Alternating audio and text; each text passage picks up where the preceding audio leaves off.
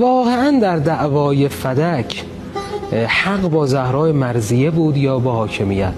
مرحوم ابن ابوالحدید معتزلی از علمای غیر شیعه در قرن ششم یه نکته‌ای رو اشاره میکنن در شرح نهج البلاغه. شون شیعه هم نیستن، خیلی جالبه. میگه یه استادی داشتن به نام ابن فارقی در مدرسه غربی در شهر بغداد درس میداد. یه طلبه با استادش یه گفتگویی کرده، در کتابش نوشته. میگه یه مرتبه به استادم گفتم که آقای ابن فارقی شما فاضلید الحمدلله، بر من سؤاله به عنوان یک جوان پژوهشگر، واقعا در دعوای فدک حق با زهرای مرضیه بود یا با حاکمیت؟ میگه استاد من که دید خلوتیم و ما 2 نفریم به من گفت حقیقتا حق با دختر پیغمبر بود. میگه بهش گفتم یعنی شاهد نباید ازش طلب کرد؟ چون حاکمیت گفت خب اگر ادعا داری شاهد بیار. میگه خندید استاد من گفت کسی از دختر پیغمبر شاهد طلب نمیکنه. زهرا سیده نساء عالمینه، حوراء الانسیه است. اگه قرار باشه او دروغ بگی که دیگه این دین سنگش رو سنگ بند نیست. میگه بهش گفتم پس چرا حاکمیت اصرار کرد که فدک رو از زهرا بگیره؟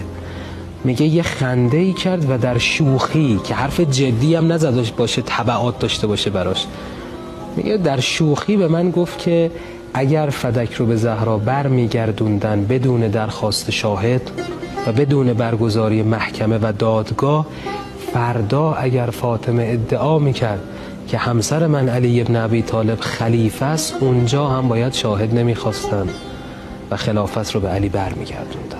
واقعا در دعوای فدک حق با زهرای مرضیه بود یا با حاکمیت؟ مرحوم ابن ابوالحدید معتزلی از علمای غیر شیعه در قرن ششم یه نکته‌ای رو اشاره میکنن در شرح نهج البلاغه. شون شیعه هم نیستن، خیلی جالبه. میگه یه استادی داشتن به نام ابن فارقی در مدرسه غربی در شهر بغداد درس میداد. یه طلبه با استادش یه گفتگویی کرده، در کتابش نوشته.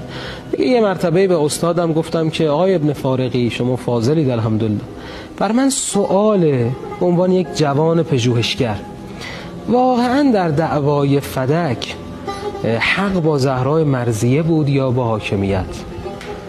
میگه استاد من که دید خلوتیم و ما 2 نفریم به من گفت حقیقتا حق با دختر پیغمبر بود. میگه بهش گفتم یعنی شاهد نباید ازش طلب کرد؟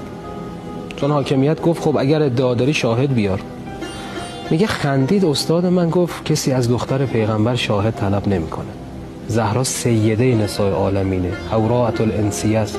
اگه قرار باشه او دروغ بگی که دیگه این دین سنگش رو سنگ بند نیست. میگه بهش گفتم پس چرا حاکمیت اصرار کرد که فدک رو از زهرا بگیره؟ میگه یه خنده ای کرد و در شوخی، که حرف جدی هم نزد باشه تبعات داشته باشه براش، میگه در شوخی به من گفت که اگر فدک رو به زهرا بر میگردوندن بدون درخواست شاهد و بدون برگزاری محکمه و دادگاه، فردا اگر فاطمه ادعا میکرد که همسر من علی ابن ابی طالب خلیفه است، اونجا هم باید شاهد نمیخواستن و خلافت رو به علی بر میگردوندن.